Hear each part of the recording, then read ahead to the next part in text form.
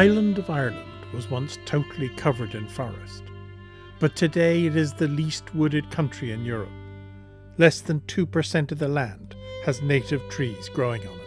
And they should really, without any influence, they would grow everywhere except for maybe on top of mountains or certain peatlands or on the coast. So our woodland cover has reduced drastically, and then obviously that had knock-on implications for the kind of associated biodiversity. What can we do about this? The 100 Million Trees project is going to grow small forests all around the country, not only to help the need for more native trees, but also to help with their own biodiversity. What is biodiversity? Forest biodiversity is the term that refers to all life forms found within forested areas. So that includes not just the trees, but all of the plants, animals and microorganisms that inhabit the forest area. In a native forest, a rare thing in Ireland, you would expect to find trees such as oak, alder, birch, blackthorn, whitethorn, rowan, aspen and Scots pine. But below those taller native trees are hazel and hawthorn, willow and blackthorn, that create areas of deep cover for birds, insects, and are essential for the forest life. Below them are the grasses, brambles, honeysuckle, lingheather and bilberry. Funguses are essential to any woodland as well. Then there are the forest flowers that grow around them, such as ferns, bluebells and celandine.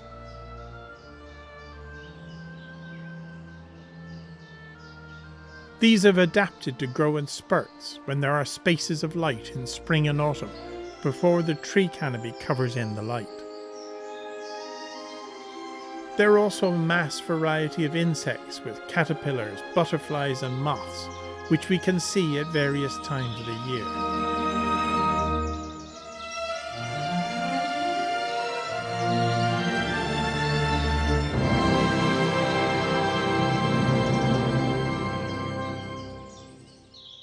The essential bees that pollinate all the flowers and trees. 20% of all Irish bees are cavity dwellers, and that means they need trees and forest environments. The only honeybee we have likes to find places in the forest to set up hives.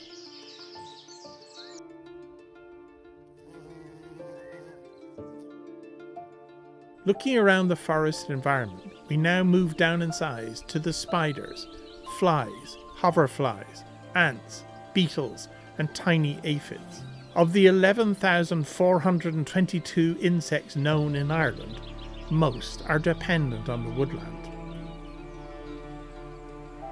Let's not forget the millions of microscopic organisms within the soil that help create the network that connects plants to the trees and to the watercourses. Birds are an essential part of the sound and life of a forest. We always talk about kind of the biodiversity as a whole, and we don't really look at the specific kind of animals. But there's birds around here, like there's willow warblers, there's coal tits, there's other birds like that kind of rely on woodlands, that they'd be the kind of things that they'd see, the general birds.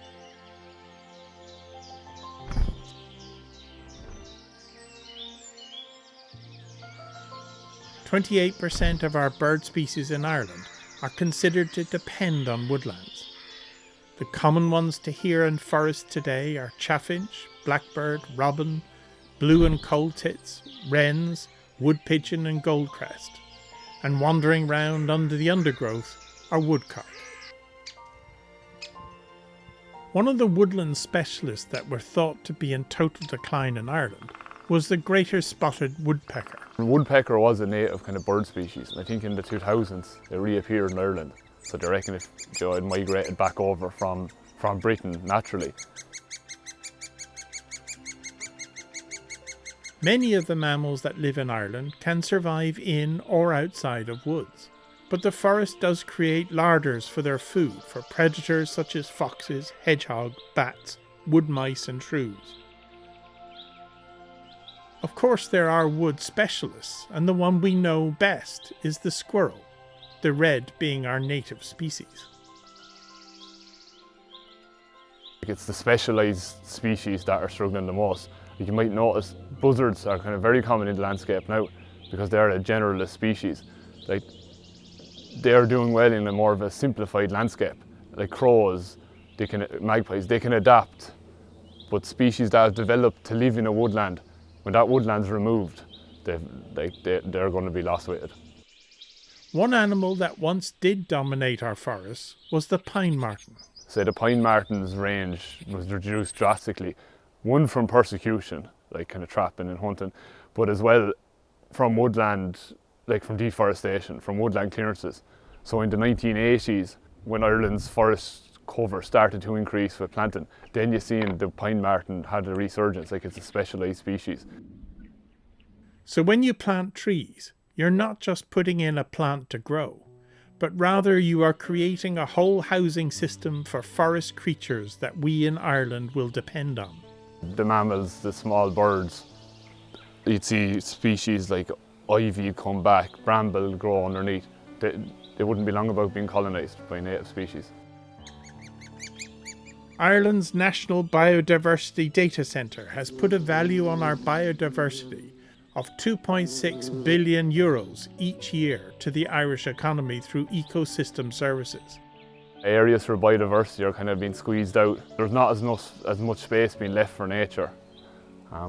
Hopefully with the awareness we have now, like, people will give away, they will set areas aside and let these places recover.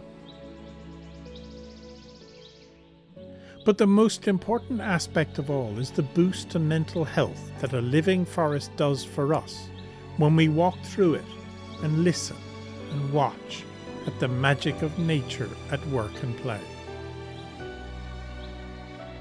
These days, with so many warnings about the destruction of the environment, you can start to make a real change by joining in with the 100 Million Trees project and make a real difference by planting native trees and at the same time helping all the biodiversity that surrounds them to survive into the future. If the world were left untouched, if we did nothing for 5 years with mowing lawns or cutting trees out here, that it would be a wilderness. I mean, that's the beauty about nature, and we just need to empower that. There's no reason why we can't live in harmony with it.